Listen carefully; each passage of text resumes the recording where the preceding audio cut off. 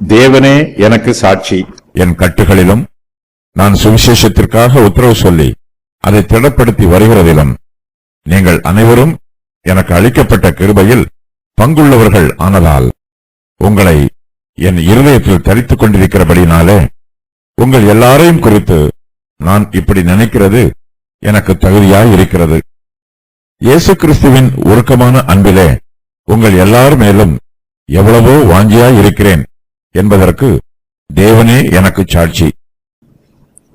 அப்போஸ்தலர் பவுல் பிலிப்பி பட்டணத்தில் கிறிஸ்துவுக்குள்ளான பரிசுத்தவான்கள் எல்லோர் மீதும் மிகவும் அன்பாயிருக்கிறார். தன்னுடைய இருதயத்தில் அவர்களை தரித்துக் கொண்டிருக்கிறார். ஏனெனில் அவர்கள் எல்லோரும் பவுலுக்கு அளிக்கப்பட்ட கிருபையில் பங்குள்ளவர்களாக இருக்கிறார்கள். பவுல் கட்டுக்களில் இருந்தார். பவுலின் கட்டுக்களிலும் அவர் சுவிசேஷத்திற்காக உத்தரவு சொல்லி அதை திடப்படுத்தி வருகிறதிலும் அவர்கள் பவுலுக்கு பங்குள்ளவர்களாக இருந்தார்கள். பவுல் அவர்களுக்கு தேவனுடைய கிருபையை அறிவித்தார். அந்த கிருபைக்கு அவர்கள் பங்குள்ளவர்களாக இருக்கிறார்கள்.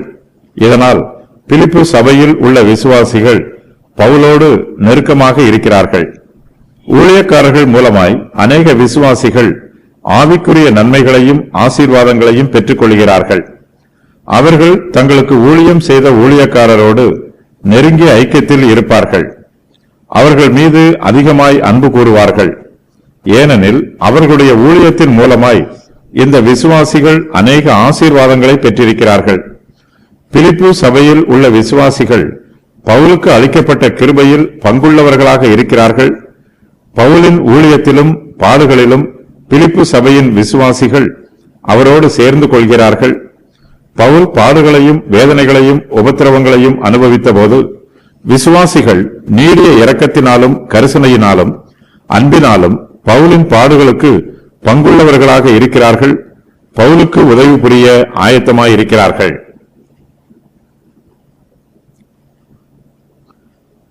ஊழியத்தில் மேன்மையடைய விரும்புகிறவர்களும் மேன்மையில் பங்கடைய விரும்புகிறவர்களும் ஊழியத்தின் பாரத்தை தாங்க வேண்டும். பவுல் பிலிப்பி சபையில் உள்ள விசுவாசிகளை அதிகமாய் நேசிக்கிறார். ஏனெனில் அவர்கள் பவுலின் கட்டுக்களில் அவரோடு கூட உடன்பட்டிருப்பார்கள். பவுல் சுவிசேஷத்திற்காக உத்தரவு சொல்லி அதை திடப்படுத்தி வந்தார். அந்த ஊழியத்திலும் அவர்கள் பங்குள்ளவர்களாக இருப்பார்கள். அப்போஸ்தலர் பவுல் பிலிப்பியருக்கு சுவிசேஷத்தை பிரசங்கம் செய்தார். பிலிப்பிய பட்டணத்தில் உள்ளவர்கள் சுவிசேஷத்தை ஏற்றுக்கொண்டு விசுவாசிகள் ஆனார்கள். அதன் பின்பு பவுல் அவர்களை விட்டு புறப்பட்டு போய்விட்டார். பவுல் தங்களோடு இல்லாவிட்டாலும் பிலிப்பி பட்டணத்தில் உள்ள விசுவாசிகள் சுவிசேஷத்திற்கு சாட்சியாக ஜீவிக்கிறார்கள்.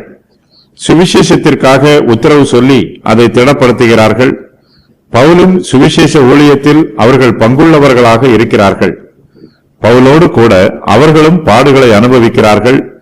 பாடுகளில் பங்குள்ளவர்கள் ஒருவருக்கொருவர் நெருங்கிய சிநேகத்தோடு இருப்பார்கள். பவுல் பிலிப்பி சபையில் உள்ள விசுவாசிகளை தன்னுடைய இருதயத்தில் தரித்துக் கொண்டிருக்கிறார். ஆனபடியினால் உங்கள் எல்லோரையும் குறித்து நான் இப்படி நினைக்கிறது எனக்கு தகுதியாய் இருக்கிறது என்று பவுல் அறிக்கை செய்கிறார். பவுல் பிலிப்பி சபையில் உள்ள விசுவாசிகளை குறித்து நல்ல எண்ணத்தோடு இருக்கிறார். ஆகையினால்தான் பவுல் அவர்களை தன்னுடைய இருதயத்தில் தரித்துக் கொண்டிருக்கிறார். நாம் மற்றவர்களை பற்றி நினைக்கும் போது அவர்களை பற்றிய நல்ல காரியங்களையே நினைக்க வேண்டும். அவர்கள் நமக்கு செய்த நன்மைகளை நினைவு கூர்ந்து நாமும் அவர்களிடத்தில் அன்பு கூற வேண்டும். அவர்களுக்கு நன்மை செய்ய முன்வர வேண்டும்.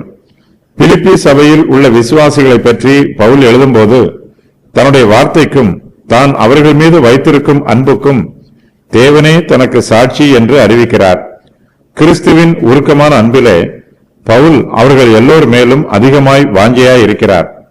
அவர்களை தன் இருதயத்தில் தரித்துக் கொண்டதோடு மாத்திரமல்ல, அவர்கள் எல்லார் மேலும் அதிக வாஞ்சையாகவும் இருக்கிறார்.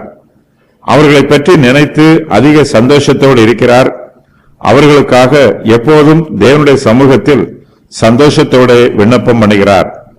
பிலிப்பி சபையில் உள்ள விசுவாசிகளிடத்தில் பவுல் நன்மையான காரியங்களையே காண்கிறார். அவர்களை பற்றி நன்மையான செய்திகளையே கேள்விப்படுகிறார். பிலிப்பி சபையில் உள்ள விசுவாசிகளை பவுல் காண வேண்டும் என்று வாஞ்சியாய் இருக்கிறார். பிலிப்பு சபையில் ஐஸ்வர்யவான்கள் இருக்கிறார்கள். சமுதாயத்தில் உயர்ந்த அந்தஸ்துள்ளவர்கள் இருக்கிறார்கள். பவுல் அவர்களை மாத்திரம் பார்த்து தன்னுடைய பெருமையை கூட்டிக் கொள்ள விரும்பவில்லை. அவர்களையும் பார்க்க வேண்டும். அதே வேளையில் சபையில் உள்ள தரித்திரரையும் சாதாரண ஜனங்களையும் பார்க்க வேண்டும் என்று பவுல் எவ்வளவோ வாஞ்சியாயிருக்கிறார். இதுவே இயேசு கிறிஸ்துவின் உருக்கமான அன்பு. ஆத்துமாக்கள் மீது இயேசு கிறிஸ்து மனதுருக்கமாய் அன்பு கூறுகிறார். அழிந்து போகிற ஆத்துமாக்கள் மீது கிறிஸ்து மனதுருகுகிறார். அவர்களும் ரட்சிக்கப்பட வேண்டும் என்று அவர்கள் மீது வாஞ்சியாய் இருக்கிறார். கர்த்தருடைய ஊழியக்காரர்களாகிய நாமும் அழிந்து போகிற ஆத்துமாக்களுக்காக பரிதபிக்க வேண்டும். நம்முடைய இருதயத்தில் ஆத்தும பாரம் நிரம்பி இருக்க வேண்டும். கிறிஸ்துவினிடத்தில் உருக்கமான அன்பு காணப்பட்டது போல நம்மிடத்திலும் அப்படிப்பட்ட அன்பு காணப்பட வேண்டும். பவுல் பிலிப்பி சபையில் உள்ள எல்லார் மீதும் அன்பாய் இருக்கிறார். கிறிஸ்துவின் உருக்கமான அன்பிலே அவர்கள் எல்லார் மேலும் எவ்வளவோ வாஞ்சியாய் இருக்கிறார். இதற்கு தேவனே தனக்கு சாட்சி என்று சொல்லுகிறார். பவுலின் வார்த்தைகளை பிலிப்பியர் நம்புகிறார்களா அல்லது நம்பவில்லையா என்பது பவுலுக்கு தெரியவில்லை. ஆனால் தான் சொல்லுகிற வார்த்தைகள் உண்மையானவை என்றும் அதற்கு தேவனே சாட்சி என்றும் பவுல் விசுவாசத்தோடு எழுதுகிறார்.